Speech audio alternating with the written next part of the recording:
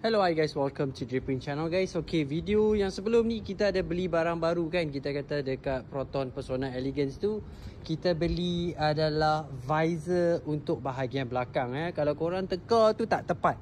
Korang kena nyatakan spesifik visor bahagian belakang. So kita pasang visor ni So kalau korang beli visor ni, dia akan bagi dekat korang visor satu. Dan yang kedua pula adalah dia punya primer punya gam ni lah. Bukan primer punya gam. Primer ni fungsi dia untuk nak memperkuatkan lagi gam tersebut. Korang kena sapu bahagian yang korang nak lekat tu.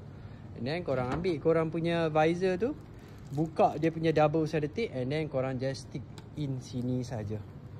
Okay, so dia nampak a bit nice lah. Nampak lah sikit. Kalau tidak tengok daripada belakang dia agak dogoi So apa yang kita akan buat sekarang, kita akan pasang, install dia masuk. Yang kedua adalah kita akan pasang spoiler bahagian belakang ni. Sekarang dia nampak terlalu comel sangat. So kita akan pasang spoiler sikit.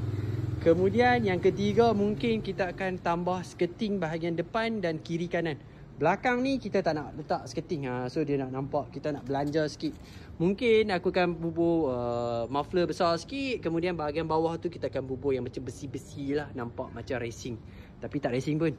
So itu je video untuk hari ni. Sagi kita akan pasang, and then aku akan tunjuk dekat korang hasil dia macam mana guys. So thank you for watching. Have a nice day and bye bye guys.